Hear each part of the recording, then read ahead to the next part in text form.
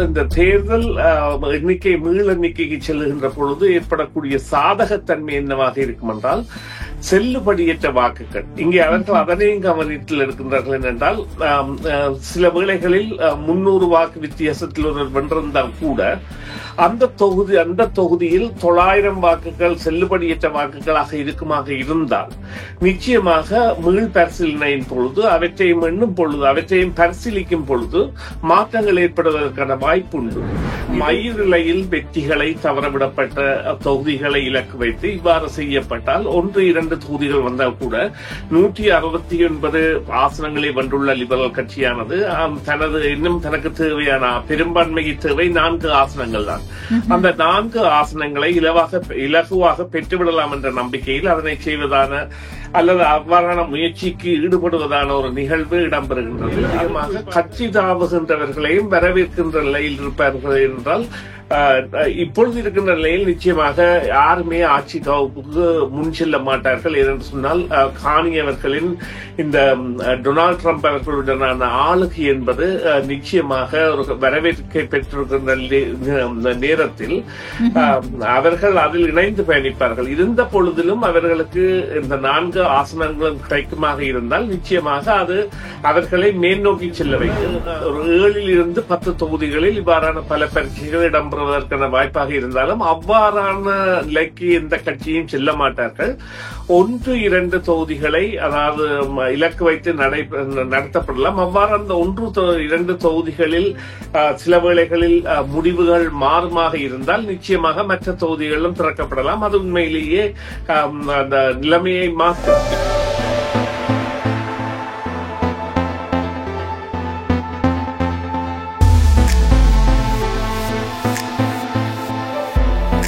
வணக்கம் நேயர்களே, மீண்டும் மற்றும் ஒரு செய்தியின் பின்னணி நிகழ்ச்சியில் உங்கள் அனைவரையும் சந்திப்பதில் மிக்க மகிழ்ச்சி அடைகின்றோம். இன்றைய தினம் பேசப் போகின்றோம் என்னவென்றால், தேர்தல் வாக்குகளை லிபரல் கட்சி திருப்பி எண்ணலாம் அப்படி சொல்லி சந்தேகத்தில் கன்சர்வேட்டிவ் கட்சி தனது உறுப்பினர்களிடையே நிதி சேர்க்கும் பணியில் ஈடுபடுவதாக செய்திகள் வெளியாக இருக்கிறது. இது பற்றி பேச போகின்றோம்.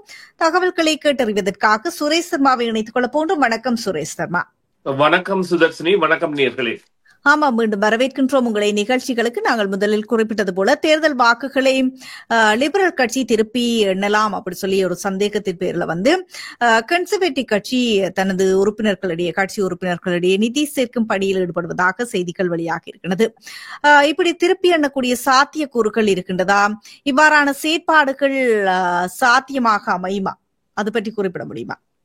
ஆமாம், நிச்சயமாக இந்த விவகாரத்தில் இவ்வாறான செயற்பாடுகள் இடம்பெறுகின்றன என்பதை ஊடகங்கள் வழிகாட்டியிருந்தன. அதாவது குறிப்பாக தங்களுடைய அங்கத்தவர்களிடம் நிதி சேகரிக்கின்ற அந்த மின்னஞ்சல்களை அனுப்பிய பொழுது இவ்வாறான நிலைமைக்கு செல்லலாம் என்கின்ற ஒரு கருத்தியல் விதைக்கப்பட்டதாகவும், ஆனால் அது உண்மையாகவே அவ்வாறான நிலைமை சில இடங்களில் ஏற்படுவதையும் காணக்கூடியதாக இருக்கின்றது. மயிரிழையில் வெற்றிகளை தவறவிடப்பட்ட தொகுதிகளை இலக்கு வைத்து இவ்வாறு செய்யப்பட்டால் 1-2 தொகுதிகள் வந்தால் கூட 169 ஆசனங்களை வென்றுள்ள லிபரல் கட்சியானது தனக்கு தேவையான பெரும்பான்மைக்கு தேவை 4 ஆசனங்கள் தான். அந்த 4 ஆசனங்களை இலகுவாக பெற்றுவிடலாம் என்ற நம்பிக்கையில் அதனை செய்வதான அல்லது அவ்வாறான முயற்சிக்கு ஈடுபடுவதான ஒரு நிகழ்வு இடம்பெறுகின்றது. அதில் குறிப்பாக இப்பொழுது பல இடங்களில் நாங்கள் ஏற்கனவே குறிப்பிட்டது போல பல இடங்களில் இந்த மயிரிழை வெற்றிகள் நிலைநாட்டப்பட்டிருக்கின்றன.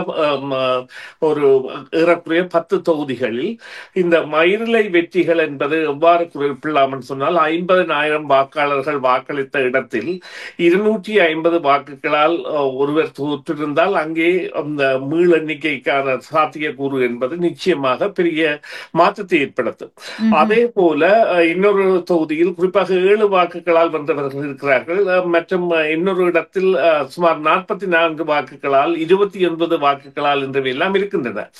இவ்வாறு இருக்கின்ற பொழுது இந்த தேர்தல் எண்ணிக்கை மீள் எண்ணிக்கைக்கு செல்லுகின்ற பொழுது ஏற்படக்கூடிய சாதகத்தன்மை என்னவாக இருக்கும் என்றால் செல்லுபடியற்ற வாக்குகள். இங்கே அவர்கள் அதனையும் கவனத்தில் எடுக்கின்றார்கள் என்றால் சில வேளைகளில் 300 வாக்கு வித்தியாசத்தில் ஒருவர் வென்றிருந்தால் கூட அந்த தொகுதியில் 900 வாக்குகள் செல்லுபடியற்ற வாக்குகளாக இருக்குமாக இருந்தால் நிச்சயமாக மீள் பரிசீலனையின் பொழுது அவற்றையும் எண்ணும் பொழுது அவற்றையும் பரிசீலிக்கும் பொழுது மாற்றங்கள் ஏற்படுவதற்கான வாய்ப்பு உண்டு. இதை 2 விதமாக மேற்கொள்ளலாம். அதாவது எலெக்ஷன் கனடாவின் மூலம் செய்வதற்கான காலக்கெடு என்பது நான் நினைக்கிறேன் முடிந்துவிட்டது. இனி அல்லது அது வடிவாக தெரியவில்லை. இருந்த பொழுதும் இந்த ஜுடிஷியல் ப்ராசஸ், அதாவது நீதிமன்றத்தை கூறி அதன் மூலம் செல்வது என்பது அது சில இடங்களில் ஏற்பாடுகள் நடைபெற்றிருக்கின்றன. வின்சர் என்கிற இடத்தில் அங்கே 560 வாக்குகளுக்கு மேல் செல்லுபடி ஆகாத வாக்குகளாக பதிவு செய்யப்பட்டதால் அந்த தொகுதியை அவர்கள் இலக்கு வைத்து அவ்வாறான ஒரு நிலைமை அங்கே செல்கின்றது.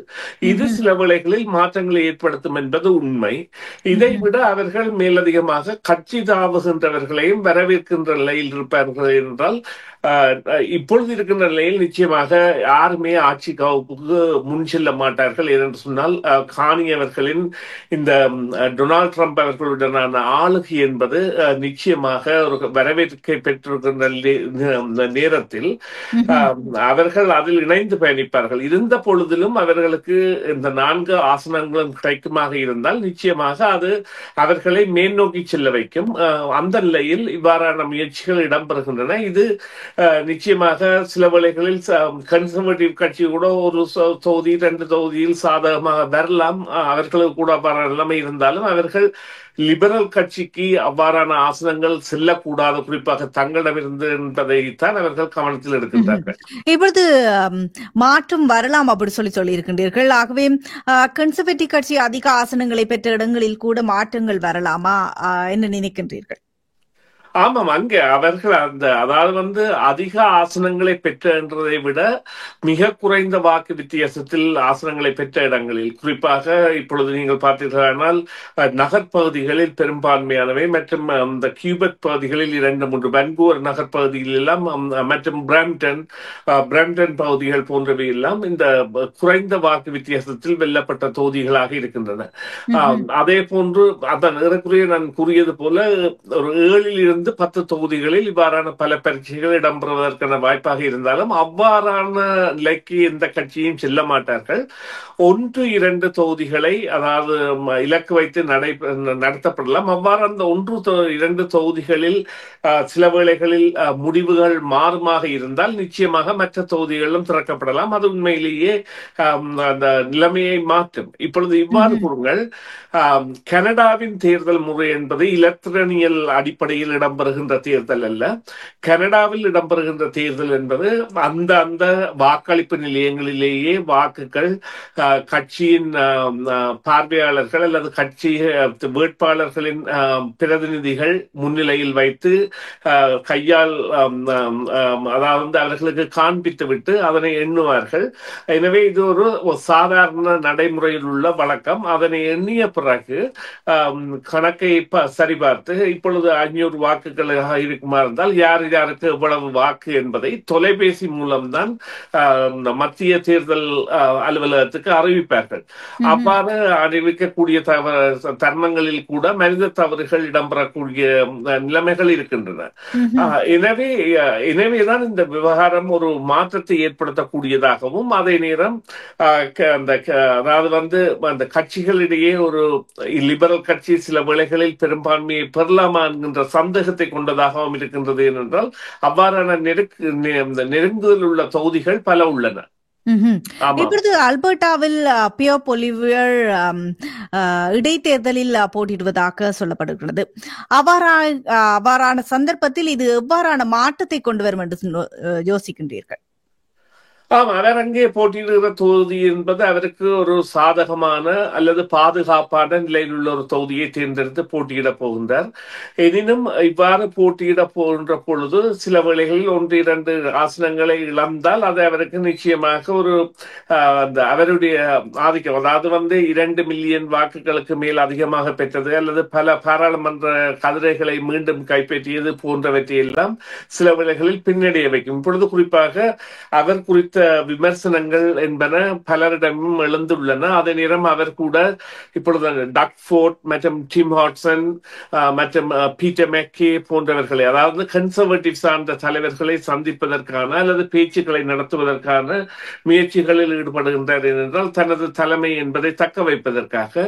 இவ்வாறான நேரத்தில் அந்த ஒரு பிரபல்யமான அந்த பாட்காஸ்ட் எனப்படுகின்ற யூடியூப்பை போன்ற அந்த செய்தி நிறுவனங்களை ஒன்றுக்கு பேட்டி கொடுப்பதற்கு மறுத்துள்ளார். அதே நேரம் கெவின் ஓட்டூல் அவர்கள் இந்த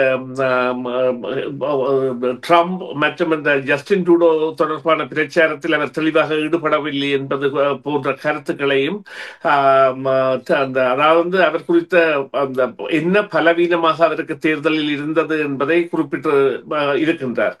இவ்வாறான கருத்துக்கள் அவ்வாறு அந்த அவரை ஒரு இந்த தேர்தல் குறித்த நிலைக்கு இட்டுச் செல்கின்ற பொழுதும், இப்பொழுது டேனியல் ஸ்மித் அங்கே உள்ள முதல்வர் அவர் இப்பொழுது அந்த தனிநாட்டு கோரிக்கை தொடர்பாக தனது கருத்துக்களை அதிகமாக கூறி வருகின்றார் என்று கூட காணியவர்கள் இதை கதைக்கலாம். ஆனால் அங்கே ஒரு தனிநாட்டிற்கான தேவை என்பது அங்கே இருப்பதாகத்தான் நம்பவில்லை என்று கூறியிருக்கின்றார். அவருடைய அழுத்தங்கள் எவ்வாறு இருக்கும் என்றும் பார்க்க வேண்டும் என்றால், அங்கே உள்ளது யுனைடெட் கன்சர்வேட்டிவ் கட்சி. அவர்கள் கூட 2 ஆசனங்களை இழந்தால் பலம் இழந்து விடுவார்கள், அங்கே ஆட்சி கலைக்கப்படும். எனவே அவர்களுடைய கட்சியில் இருந்து கூட 2 கனேடியர்கள் தங்களை கனேடியராக நினைப்பவர்கள் ராஜினாமா செய்தால் கூட நிலைமை மாறிவிடும். இந்த நிலைதான் இருக்கின்றது. எனினும் இதனை நாங்கள் பொறுத்திருந்துதான் பார்க்க வேண்டும் என்றால், எப்பொழுது காணி தேர்தலை அறிவிப்பார், எப்பொழுது அந்த பாராளுமன்ற உறுப்பினர் ராஜினாமா செய்து அந்த தேர்தலுக்கான களத்தை வகுப்பார் என்பது தெரியாது. நன்றி சுரேஷ் சர்மா. அதை அடுத்ததாக அல்பர்டா முதல்வர் பிரிந்து செயற்படுவதற்கான முயற்சியில் ஈடுபடுவதாக செய்திகள் வெளியாகி இருக்கிறது. இந்த சூழ்நிலையில் இவ்வாறான நிகழ்வுகள் எவ்வாறான தாக்கத்தை கொண்டு வரும் என்று யோசிக்கின்றீர்கள்? இது நிச்சயமாக கனேடியர்களிடையே ஒற்றுமை பேணுதலையும் ஏனைய முதல்வர்களின் வெறுப்புணர்வையும் சந்திக்கக்கூடியதாக. நான் ஏற்கனவே கூறியது போல அவர் அந்த டேனியல் ஸ்மித் அவர்கள் தனது முடிவை மாற்றுவாராக இருந்தால் அல்லது இந்த விவகாரத்தில் எவ்வாறு செயற்பட போகின்றார் என்பதை தெளிவாக தெரிந்து செய்வாராக இருந்தால் நிலைமைகளில் மாற்றம் ஏற்படும். ஏனென்றால் அவருக்கு அங்கே இப்பொழுது அதிகமான வாக்குகள் எடுக்க வேண்டிய தேவை இருக்கின்றது அடுத்த தேர்தலில் என்றால். அவர் அந்த அதீத பெரும்பான்மை இல்லாதவராகவும் 2 உறுப்பினர்களை இழந்தால் அந்த சிறுபான்மை அரசாக அது மாறிவிடும் அபாயத்தை உள்ள நிலையில் அவர்கள் எடுக்கின்ற முடிவுகளும் இதில் அதாவது மையப்படும். அத்துடன் இன்னொரு விடயம், இந்த மாக்காணி அவர்கள் இதனை எவ்வாறு கையாளப் போகின்றார் என்பதில் குறிப்பாக இப்பொழுது இந்த G7 மாநாடு அல்பர்டாவில் தான் நடக்கப் போகின்றது. அந்த மாநாட்டிற்கு இந்த 7 நாடுகளின் தலைவர்களும், அதாவது டொனால்ட் ட்ரம்ப் உட்பட G7 அங்கத்துவ நாடுகள் அனைத்தின் தலைவர்களும் வரப்போகின்றார்கள். அதன் போடான பரிந்துரைகள் மற்றும் பரிவுரைகள் மற்றும் சந்திப்புகள், அத்தோடு இந்த சஸ்கச்சுவான் அருகிலுள்ள மாகாணத்திற்கு காணியவர்கள் விரைவில் விஜயம் செய்ய உள்ளதாகவும் அங்கே முதல்வர்களை சந்திக்க உள்ளதாகவும் கூறியிருக்கின்றார். அவையெல்லாம் மாற்றத்தை ஏற்படுத்தும். அவர் ஒரு அல்பர்டாவை சார்ந்தவராக இருக்கின்றார் மாக்காணி. அதே போல பியர் பொலிவேரும் அல்பர்டாவை சார்ந்தவராக இருக்கின்றார்கள். அவர்கள் இருவரும் கனடாவுடன் சேர்ந்து பயணிப்பதற்கான கருத்தியலை தான் முன்வைப்பார்கள். அத்தோடு இது ஒரு 30% மக்களின் கருத்தியலாகத்தான் இருக்கின்றது. எனவே இந்த நிலைமை எவ்வாறு செல்கின்றது என்பதை இன்னும் ஒரு 4 வாரங்களுக்குள் அறியலாம். ஆனால் அங்கே உள்ள மக்களின் குறைகள் என்பனவும் தீர்க்கப்பட்டால் அவர்களுடைய கருத்தியல் மாறுபடும். குறிப்பாக இந்த எண்ணெய் நிலையங்கள் மற்றும் இந்த சுரங்கங்கள் போன்றவற்றில் பணிபுரிபவர்களுக்கெல்லாம் அவர்கள் வேலை வீடு என்று இருக்கின்றபடியால் அவர்கள் தாங்கள் கவனிக்காமல் விடுபட்டது போன்ற உணர்வுகள் இருக்கலாம் மத்திய அரசில் இருந்து. அவைகள் மாற்றப்படுமாக இருந்தால் நிச்சயம் இதில் வெற்றி பெறுவார்கள். ஒரு பொழுதில் சந்திக்க போன்றோம். நன்றி, வணக்கம். நன்றி சுதர்சினி. நன்றி நேயர்களே, மீண்டும் ஒரு பொழுதில் சந்திப்போம். CMR யூடியூப் சேனலில் இணைந்திருக்கும் நேயர்கள் அனைவருக்கும் எமது நன்றி. காமெண்ட்ஸ் பகுதியில் உங்கள் கருத்துக்களை தெரிவிக்க தவறாதீர்கள். முக்கிய செய்திகள், காணொளி தொகுப்புகள், நேர்காணல் என பலதரப்பட்ட அம்சங்களையும் உங்களுக்காக தருகின்றது CMR யூடியூப் சேனல். CMR என்று சர்ச் செய்து எமது யூடியூப் சேனலை சப்ஸ்கிரைப் பண்ணுங்கள். உங்கள் உற்றார் உறவினர் நண்பர்களோடும் இந்த காணொளி தொகுப்புகளை பகிர்ந்து கொள்ளுங்கள். அருகில் இருக்கின்ற முக்கிய காணொளி தொகுப்புகளையும் தவறவிடாமல் பாருங்கள்.